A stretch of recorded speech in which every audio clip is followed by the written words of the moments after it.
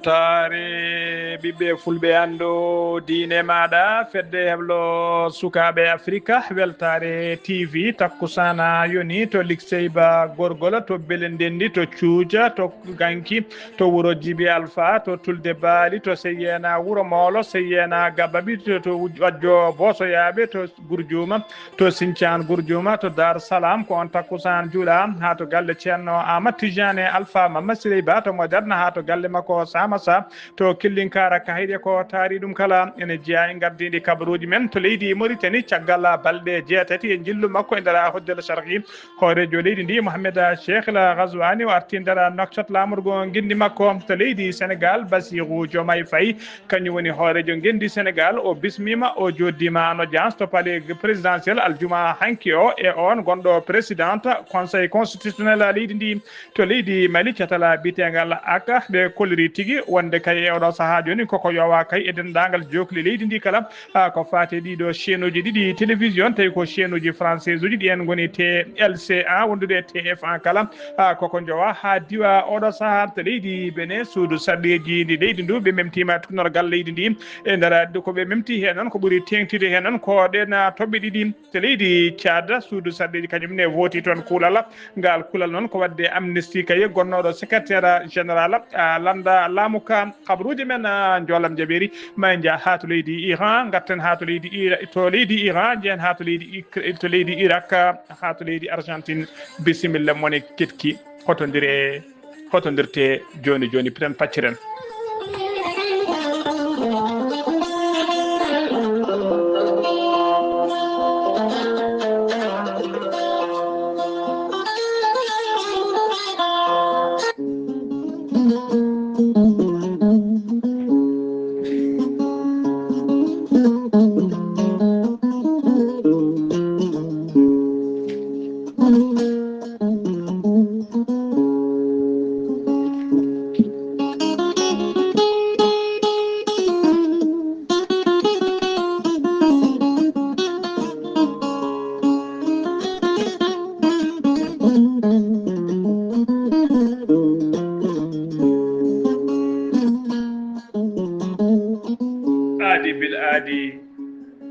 salade aadi ɓuuri firtude aadi ceerno Amadou Tidiane Diallo gorko mo melga wuuro jinneje wi ko firtata aadi mo adodire jande weltare ɓiɓɓe fulɓe andu diine maɗa weltare TV ceerno Amadou Tidiane Diallo ko wittiyanke leɗɗe ko safriyanke safruji fina tawa gandu bindi laaɓaɗo leɗɗe jadinde ɓalawale danwal kala gorko mo melga wuuro jinneje mo safar rafiji kewɗi ɗi jiida cirolo ceerno Amadou Tidiane Diallo ne yawrani ɓeena wonduɓe koyɗe musoje keeceje musoje ɓalli ɓuutoji ɓalli ƴakkuji e ɓalli mutoji kala ceerno Amadou Tidiane Diallo gorko mo melga wuuro jinneji ene yawna ɓe rewɓe wonduɓe kista fibrom dogam sitta rewɓe ɗon koɓe sowade dartoraɓe e rewɓe ustaraɓe ndewago kala ceerno Amadou Tidiane Diallo gorko mo melga wuuro jinneji ene yawna ɓen worɓe ustaraɓe gorago yawɓe yitade koye men jippiɓe e leece kala ceerno Amadou Tidiane Diallo dendagal rafiiji gorago ko wayno prostate e fiɗaɓe kala so tawi on jokkodiri joni doctereɓe ma namde ma hola safara ƴettuɗa ceerno Amadou Tidiane Diallo gorko mo melga wuuro jinneji dendagal rafi mbawɗa wondude so tawi oɗon maldana ko balɗe tati certa hen ha laaɓa mbiya alhamdulillah rabbil alamina ceerno Amadou Tidiane Diallo hewɓe noddi mbaɗi audioji mbaɗi vocal uji e vidéo ji kolliri tigui guila jokkodiri e makko e oɗo saaha joni mbiya alhamdulillah gorko mo melga wuuro jinneji ko newiɗo sanne sanne mo yawna ɓeena ustaraɓe ɓeena wirdaɓe korte wonduɓe dabaruji ɓe arsigaji men kippi kala ceerno Amadou Tidiane Diallo ne yawna ɓen ƴewɓe visa ƴewɓe embauche ƴewɓe golle kala gorko mo melga wuuro jinneji sa yiiɗi hebdemo omo tawa leydi France numéro makko mbatta ko 00 336 04 04 66 27 ko numéro makko appel kadi ko numéro makko WhatsApp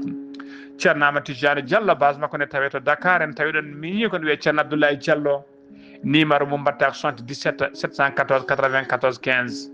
gorko mo melga jinnuɗo jinneji gam hoybitande tawateɓe lappol palol dande maayo ɓe Mauritanie e Sénégal base makko ne tawe to Dagana ha to Rosso Mauritanie kala ene tawi ɗon sehil makko ɓi nene makko ne wiye ceerno Amadou Dia gorko mo leeraɓe sa yiiɗi jokkodirde e Amadou Dia mbatta ko 77 mbatta ko 77 537 79 28 ceerno Amadou Tidiane Diallo base makko ne tawe to Nouakchott ene tawi ɗon ɓiyi ko sa yiiɗi jokkodire mo mbatta ko 46 94 21 91 ceerno Amadou Tidiane Diallo gorko mo melga wuuro jinneji ko laaɓɗo reedu ko newiɗo sanne sanne ko malaɗo wune ceerno Amadou Tidiane Diallo mbadden dando faade makko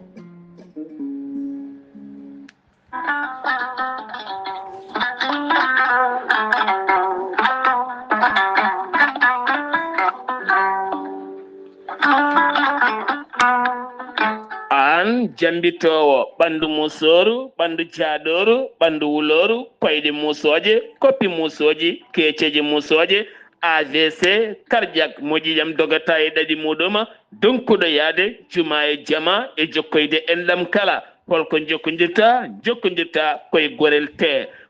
te heɓe hutortoɓe ɗum jokkodiri e gorel te kolliti oɗo saaha koɓe jambitanno duuɓe kitale kala ɓe mbi'i alhamdulillah gorel te ko kawisaji mawɗi ko haako iwru ko tokkoridi nooro ari ko wallude e safrude ha moni kala yiito hen hoore muɗuma gorel te a ittat ko jamireɗa mbaɗa e ndiyam gulɗam aɗa yara aɗa yiito hen cellal ɓandu maɗa ala effet ala rewam ala haydara ko haako tan wocca ko fewna ha feewi aɗa yara ene lawƴa kala ñabbuji gonnoɗe nder ɓandu maɗa an jiɗɗo jokkodirde e tongoɗe gorel te walla ni site gorel te janggana hoore maɗa ko jangta e gorel te jahata koto internet a tappa toon www.gorelte.com joni jiya toon ko safrata e ñabbuji cuɗotoɗe ɓalli kala so tawi noon ko tongoɗe gorel te jiɗɗa heɓde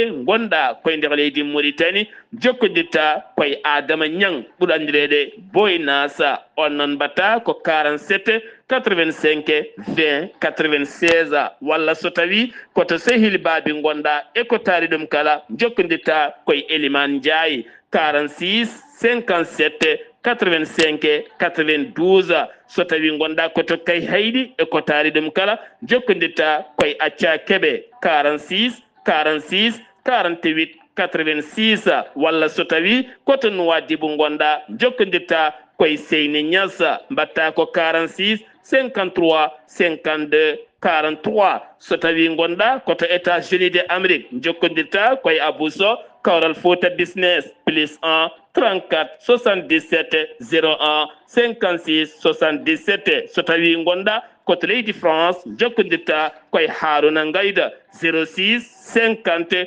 99 64 43 musidɓe tedduɗe gorel te e jeese men dañen jama kettode kaburuji mon e ɗemgal Pulaar Afrique Asie Europe Amérique Moyen-Orient Océanie jaam ñalle moon musidɓe tedduɓe eɗen gone hoore biir sappo e joyi lewru jolal hitande ujunnaje ɗiɗi e nogas joyi habaruji moon e ɗemgal Pulaar e sawte ko musidɗo moon sehil moon Haali Abouba to karallagal ha mbawon yiide en to banggue nate ɓosoje ko miñi men sehil men Saydou Abouba hono no mbiru ene gardidi kabaruji men koto leydi Mauritanie pudorɗen to leydi Mauritanie Mohamed Cheikh Al Ghazouani hoorejo gendi ɗi ɗeɗo balɗe kala noon o taweteno koye jillu makko e ndara hoddala tawi ko jillu gollal wadde o waɗi toon noon fodde balɗe 6 o arti noon e nder Nouakchott lamorgo gendi makko ɗum ko aljuma hanki 14 lewru jolal hitande ujunnaje ɗiɗi e nogas joyi o yettima noon o yettima noon dendagal province uji tawateɗi e nder région e kala o waɗi toon noon ko wiyete lancement tawi ko puɗɗogol golle tawi ko programme ko wiyete programme d'urgence pour l'accès universel au service de base pour le développement local o joddima toon kadi e ɓe ɓesguji nguji leydi ndi gila bisnguji ɗi kala ha e cadre uji et les élus kala o wawi joddade mumen o hettimama ɓe ko fate caɗele mabɓe koɓe cohli kadi koɓe ɓuuri hata jinde e oɗo saaha joni e nder oɗon région ha joni ko leydi Mauritanie keɗoɗen kanko hoorejo leydi ndi Mohamed Cheikh la Ghazouani aljuma hanki o noon o yewtidi ko juuti to banggue ɓoggol téléphone hakkude makko noon e nanɗo makko woni tigui gardiɗo leydi Allemagne woni chancelier leydi Allemagne on woni biyeteɗo Frédéric Merzier ɓe jewtidi ko juuti noon ko fate ka yidde ɓeydude jokkodiral tekkinde jokkodiral kay moƴƴal e gollodiral hakkude leydi ɗiɗi woni hakkude leydi Mauritanie kañum e leydi Allemagne ɓe jewtidi kadi ko fate question ngaji diverse question ngaji ko fate tigui question ngaji régional e ko fate international kala ha joni ko leydi Mauritanie keɗoɗen jeena ha to Guidi Maga to Sehil Babi aljuma hanki o noon ko ñalawma laabala ko ñalawma pitte kañum tigui ñalli e nder Sehil Babi koɓe mbiyata campagne d'assainissement ko ñalawma kadi moɓe iniri laabala wuuro woni ville propre ɗum noon ɓe tawno taskama toon noon peeluji e cakade e jasiji kala ƴettama dendagal leɗɗe tawi ko leɗɗe bammambiji bammuli leɗɗe bammambeji gonnoɗi kay nder wuuro ngo tawi guilay beddaji ha e nokkuji kewɗi ɓe mbawi soppude ɗuma ɓe itti ɗuma ko noon kadi taskama engine uji mawɗi no fewi guilay caterpillar uji ha e camion ngaji tawi ko camion ngaji biyenuji dufuyoji kurjul kala mbawi tigui nuldede toon tawi kadi ko ɗoftude golle ɗe noon wala ñalawma aljuma hanki tan saabu ɓe jiiɗi wadde ɗum noon ko ɗo e nder balɗe joyyi région de Guidi Maga noon ko kañum tigui neldi toon ɗiɗon engine uji wondude e ɗiɗon camion ngaji kala ko noon kadi tawtorama golle ɗe puɗɗugol golle ɗe tawtorama ɗum hono préfet mo Sehil Babi on woni Mohamed Aboula Abdallahi wondude maire commune mo Sehil Babi Oumar Hamadi Ba wondude chef de service régionaux ji wondude autorité ji militaire et sécuritaire uji diwan o kala mbawi tawtorde kay puɗɗugol ɗeɗon golle paydude no fewi tawi ko yidde fittude ittude ñonkoto ha laaɓa e nder wuuro Sehil Babi siftude noon Sehil Babi kañum woni lamorgo région de Guidi Maga ha joni ko leydi Mauritanie keɗoɗen aljuma hanki sappo ina lewru jolal hitaɗe junnaji ɗiɗi e nogas joyyi Mohamed Cheikh Al Ghazouani hoorejo gendi Mauritanie o windi ɓatake on ɓatake noon ko ɓatake duwade ɓatake wiide félicitation faade nanɗo makko Mahmoudou Abbas Abou Razen kañum woni hoorejo de l'autorité leydi Palestine windi ɗum noon ko fati kay ɓatake o ɗon ko fati kay e mawningol manditare leydi Palestine caggal kay nde leydi Palestine heptina heeɓi jeytari mum holliri hen weltare makko no fewi omo duwano noon dendagal Palestine naɓe kala ha tengti noon kayem e oɗo saaha joni Palestine naɓe wonɓe taɗacitata kaya mbeya guila kay leydi Israël wona jorde mabɓe pettoje holli kay hay sinno oɗo saaha joni ko cessez le feu wona toon tawi kadi ko cessez le feu tawi kadi komo tiiɗani no fewi o duwo o ñaago Allah noon nde on cessez le feu juutata kay beele jaam duumiɗo ene arta toon to leydi Palestine kanko Mohamed Cheikh la Ghazouani noon mo siftina nanɗo makko hono Mahmoudou Abbas wonde kay leydi Mauritanie ha joni ne heddi kay yidde jokkodiral moƴƴal e gollodiral moƴƴal to banggue diplomatie e banggueji kala hakkude muɗum e leydi Palestine ha joni ko lendi Mauritanie keddoɗen aseta hande sappo joya lewru jolal ko ñalawma mo jogorani kay yejjitede wonande kay ɓen ceyaɓe toon to wuuro Chinguitti saabu kay ko aseta hande o sappo joya lewru jolal leydi Espagne udditta kay consulat mum tawi ko consulat honoraire e nder ngoɗon wuuro witego Chinguitti ko oɗon noon on consulat noon kañum tigui waɗata consul gadano kay waɗede nder région ngaji ko ha tengti noon toon to Adarara ɗum noon ko caggal kay nde ɓe udditno consulat mabɓe toon to Nadibo lamorgo économique lamorgo faggudu gendi Mauritanie ɓe mbaɗino kadi consulat toon to Rosso tawi kadi to Rosso to kañum woni grenier gendi Mauritanie e oɗo ñalawma hande o noon ɓe udditi oɗo consulat honoraire uddita ko toon to Chinguitti yiddetelgol Chinguitti noon ko gam yidde kay ɓeydude newnude kay wonande ko fate dossier ji administrative ha tengti noon ko fate dossier ji consulaire e kala saaha ɓesgu Espagne naɓe aroɓe kay e kala saaha yillade oɗon région ha tengti e wuuro Chinguitti noon ko wuuro ganni ko wuuro finatawa ko wuuro kadi jeeyago oɗo saaha joni patrimoine mondial de l'UNESCO ɗum noon ko wuuro ngo touriste en keewi yillade e kala saaha e gendi Mauritanie ha joni ko leydi Mauritanie keɗen police halfinaɓe nden kay kisala région mo 13e moura ɓe kolliri ɓe jiiti ɓe pirti réseau mawɗo no fewi tawi ko dartornoɓe hutorade e wadde trafic drogue ɗum noon ko ñande alkamisa ɓennuɗo fedde nde ɗon koɓe sagataɓe joyo o ɓe tawama noon ɓe jogui fodde temettati capanɗe joyyi foɗɗere ɗe hinde ecstasy wonde ko poɗɗe wondude poɗɗe goɗɗe ɗe hinde kay dracapaline ɗen foof ko poɗɗe ɗaynoje ɗe yimɓe kewi hutorade kala saaha kay so jiiɗi mandilde enquête o noon ana jokki e mabɓe beɗe dendagal réseau kala ene wawa fawede junggo ɓe ndewne lawol hano hannirta ni ha joni kabaruji men demgal pular sen ummima to leydi Mauritanie koto leydi Sénégal paɗen to leydi Sénégal avocat ji Farba Ngom noon ɓe mbaɗino kadi ɗabbade hesere gam goppitgol Farba Ngom hay sinno koye mbaɗi liberté provisoire kono de gardiɗo juge d'instruction financiére pour le juge d'instruction financiére koko jettini ha joni wi ko loppet o wi ko woppitta Farba Ngom wadde fitti eɗo saaha joni ne heddi e nder kaso ha joni ko leydi Sénégal keɗoɗen to Kaolack kottana mus to waɗi toon ko apprenti menuisier tawi ko menuisier métallique kañum wasi toon fittade mum ko mas courant noon yooɓi fittade makko e saaha o gollotono e nder leegal mabɓe to wiyete leegal bitegal sara tawate tana o noon waɗi ko guila aljuma hanki sappo ene lewru jolal sanga 17 heures woni 5 heures kikiɗe goskiki noon ko sapeur pompier en kañum ƴetti ɗon goski ɓe nawi ɗum to morgue hôpital régional mo Kaolack ha joni ko leydi Sénégal keɗoɗen aljuma hanki o Bassirou Diomaye Faye hoorejo gendi Sénégal o bismima o joddima en audience to galle lamorgo to e debbo tawi ko kañuma woni hoorejo conseil constitutionnel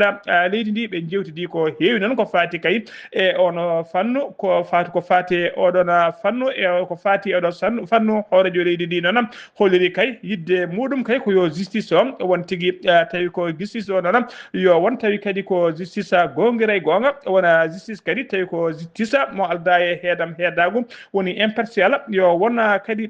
justice tawi ko dendagal ɓesgu leydi ndi kala ene tigui ene yiito koye men e oɗon justice tawi kadi ɓesgu ne jogo hoolare mumen ha timma e justice leydi ndi wona justice moderne woni kesamago ko ɗum tigui woni ko hoorejo leydi ndi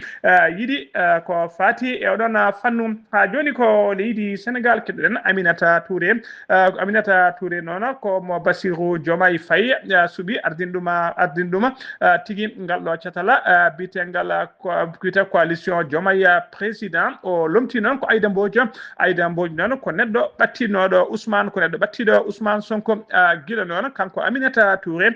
guila suuɓa kay o ardina oɗon coalition guila nden noon jamma o ñallinani o wallinani o dartinani wadde jilluji makko guila to banggue yettade yaɓude koyɗe makko yettade e noddude téléphone ngaji e jokkodirde kay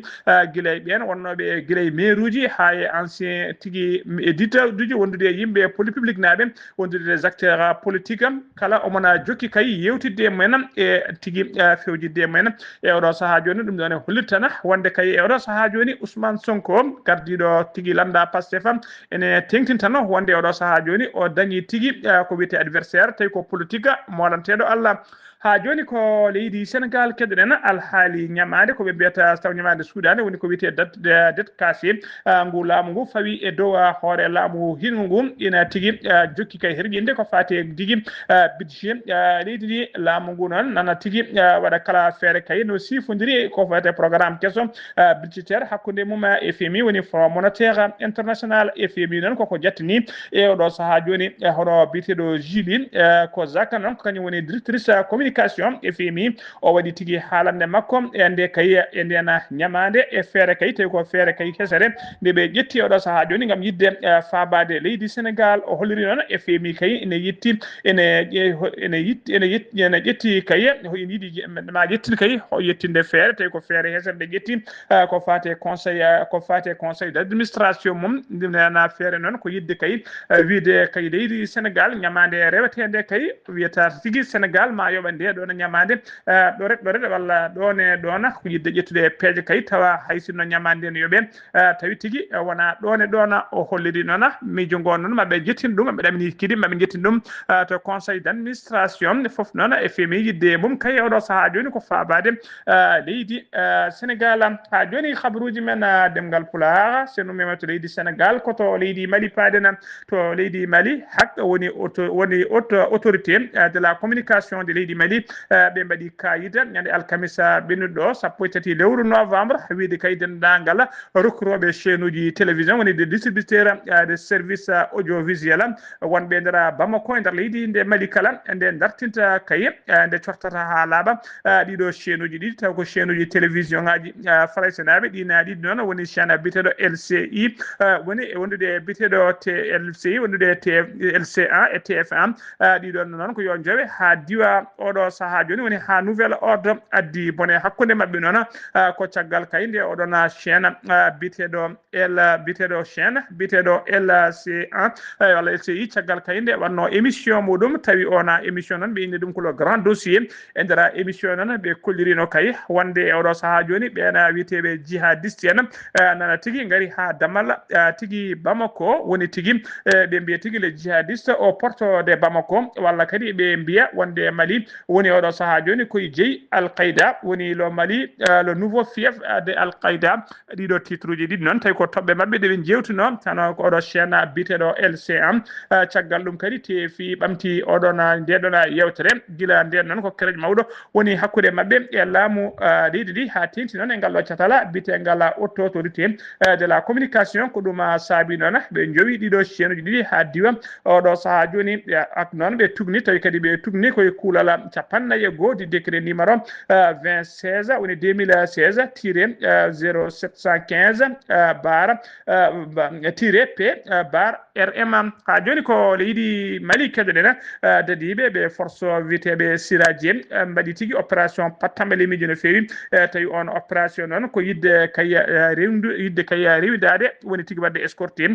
camion ngaji citerne dimduɗe carburant no fewi e nder rewo leydi ndi ɓe ndewi noon kene ɓuura capanɗe joyyi citerne ɓe mbaɗi ɗumen escorté kene ɓuura capanɗe joyyi citerne tawi ko dimduɗi carburant ɗummidi kay tugui to wiyete la Bezanga sara frontiére hakkude mum e Niger ha yetti to gawo Kidal e to Meneka kala tawi kay ɗi jettima e dow jaam nden citernaji ɗi noon jettima ɗeɗo guure hollirama tigui ko belamma mawkano fewi wonande population ɗeɗon guure wonnoɓe caɗele kay ɗomɗuɗi ko fate carburant hono général de brigade Mamadou Massoude Samaken commandant des forces commandant du poste de commandant théâtre est woni PCIAT est e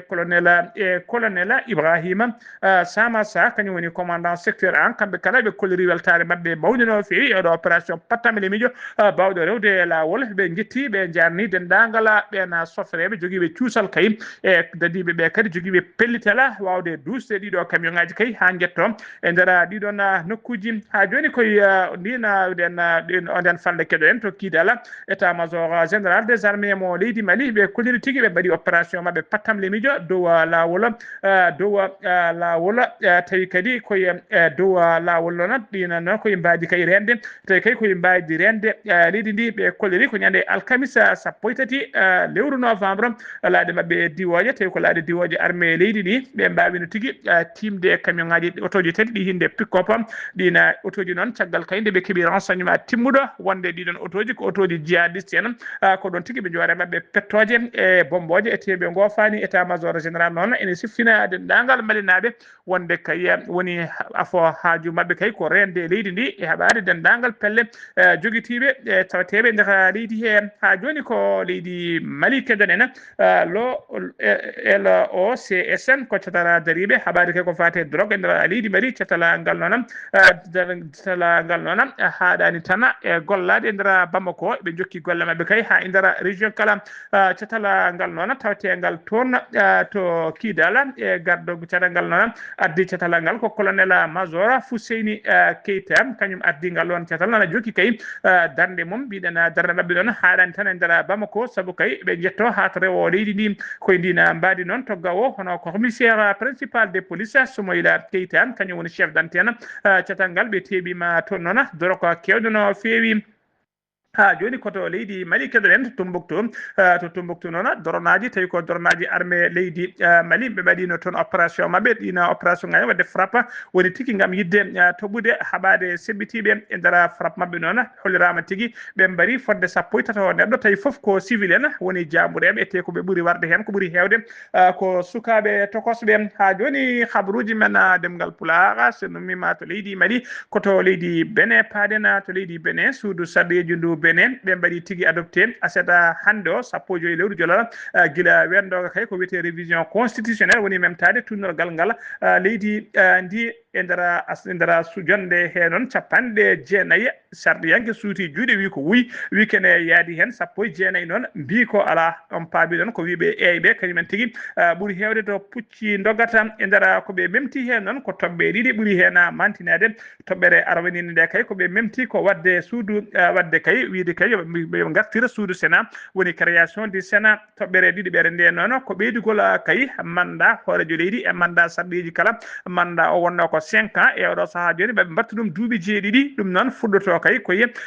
hoorejo leydi cuɓeteɗo en 2026 o ko hen mum suɓoto mandat o wonno ko duuɓi joyyi watta duuɓi jeeɗiɗi ko ɗon kadi mandat sarɗiji ɗi wonno ko duuɓi joyyi mbatte duuɓi jeeɗiɗi ko fati noon e nombre de mandat kay ɓe hoorejo leydi waɗata ha joni ɓe keddi hen haalat tan koye 2 mandat so jomum waɗi mandat ji mum ɗiɗi so gasi wawata ƴamtoyde ko wiyete 3e mandat ha joni habruji men jolam jabberi walla habruji men jongre Afrique ko leydi Tchad paaden to Tchad suudu sarɗeji ndu Tchad kañumen vooti kuulal aljuma hanki o noon 14 lewru jolal hitade ujunnaje ɗiɗi e 25 ngala kuulal noon ko wadde amnesty général gonnoɗo secrétaire général e landa laamu ka woni secrétaire général du parti MPS on noon kañum ardi kañum tigui wadna tigui ngallo kuulal tawi ko amnesty MPS noon ko landa laamu ka on gardi gonnoɗo secrétaire bannaɗo amnesty o wiyete ko Mahamad Zen Bada kañum tigui waɗanno amnesty oɗo saaha joni tawa kayo mo wawa hebde hujjaji makko hano hannirta ni wawa kadi jeeyede e kala sumgoji batteɗi e nder leydi he habruji men jolam jaɓɓeri pudorɗen ko toon to leydi Iran tadi ɓe leydi Iran wiyeteɓe tigui les gardiens de la révolution ɓe tengtini aseta hande o kay wonde ɓe teɓima bateau goto tawi ko bateau dimduɗo pétrole woni ko wiyete pétrolier baylunoɗo kay lawol mum to fonno yaade o wayli lawol maggo tawa kadi o wonno koye nder maaje kaade de golfe aldumia hanki o nden o wayli lawol noon o te nokku to biteɗo Ormuz o tinini tigui e nder maaje kaade to leydi Iran ko ɗon leydi Iran teɓimo ɓe kolli noon ɓe teeɓi bateau pétrolier o ko sanga 4 du matin koto leydi Irak paade noon to leydi Irak noon ko pelgodiral walla mbiyen ko haare musde waɗi toon tawi ko haare hakkude leydi woni tigui guerre tribune ɗum noon ko tawi kadi ko bone guese saabi ndeɗon haare e nder haare he noon yimɓe jeetoto mbasi hen pittali men yimɓe jeenayo kadi wonɓe mbarmi hen barmande musde no fewi haare nde noon waɗi ko subaka law aseta hande o nde fuɗɗi tigui to wuuro wiyetego kes hanam koto leydi Argentine uddirten kabaruji men tinama fettande mawde waɗi aljuma hanki o nder zone industrielle wuuro wiyetego Ezeiza tawe to banggue worgo lamorgo leydi ndi woni to banggue worgo bino zéra waɗi noon no gasi ɗiɗo neɗɗo barmuɓe hen barmande musde no fewi waɗi kadi barmuɓe hen barmande musde no fewi kono kam hay goto ala hen basɗo fittade muma musidɓe tedduɓe gasi ha laabi ceer ko ɗum ɗo wonno komin tonga noon habaruji mon e ɗemgal Pulaar e sawta he ko musidɗo moon sehil moon Ghali Abouba to karallagal ha mbawon yiide en to banggue natebosoje ko miñi men sehil men Saydou Abouba ketki malaki jaam yo jaam Allah jogomi jogo on